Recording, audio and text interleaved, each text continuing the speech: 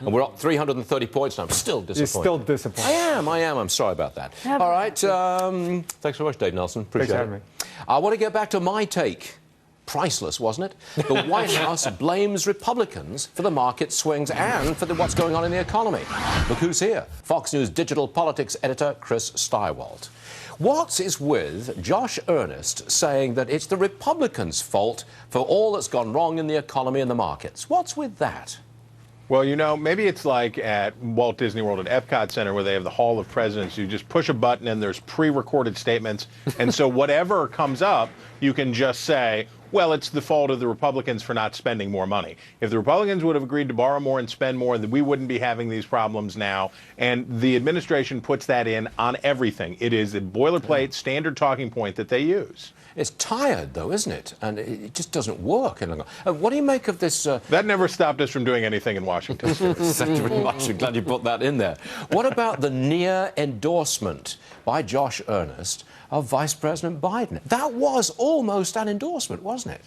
Hearts are thrumming for Biden and this stuff, and the idea among Democrats that they could have a race because it is antithetical to the spirit of the Democratic Party, to the base of the Democratic Party, that not only would you have a coronation, but you would have a coronation of a corporatist like Hillary Clinton.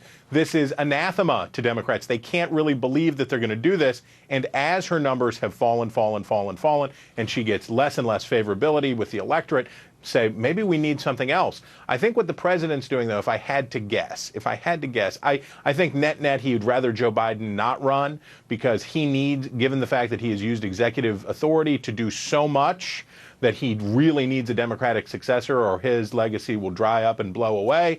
But that having been said, if Joe's going to get in the race, it's good for the president in the sense that he can stay aloof from the process and he can have everybody kissing his ring or whatever, and that leaves him in a powerful position in his party instead of becoming a lame duck as soon as Hillary clinches the nomination. Understood. But when you clear away all the clutter, it sure looks like the Hillary Clinton campaign is on the downswing big time. I'm not going to say it's collapsing. I'm not going to say that. I'm not going to say there's panic there. But this is really serious trouble when the President of the United States appears to endorse his vice president and not his former Secretary of State. And at the very least, for the Obama White House to do this just now, to come out with this kind of a throaty, all of this happy talk about Joe Biden and his potential candidacy right now is at the very least a backhand to Hillary Clinton, who is scrambling to get her campaign back on track. Democrats are split. They're flat out split. You can't go into a presidential election split between Joe Biden and Hillary Clinton. I mean, that's a disaster for them, isn't it? Well, the good news for them is the Republican Party is still the Republican Party, and whatever Democrats are doing, they're facing a Republican field cut 17 ways where the two leading contenders are blasting it away each other in the face every day over anchor babies. So at least they've got that. You're having a blast, aren't you? I know you are.